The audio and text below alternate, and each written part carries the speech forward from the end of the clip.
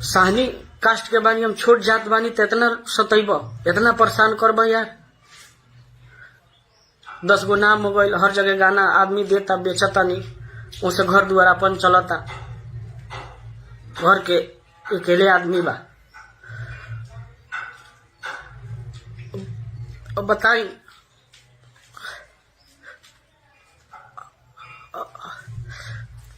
का हर कलाकार के साथ ऐसे करिए? हर कलाकार के माने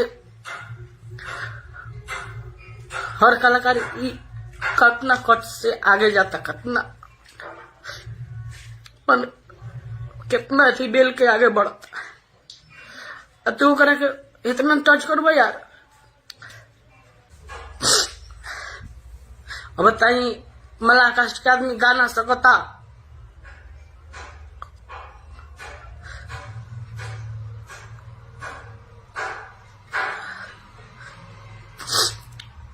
बार बार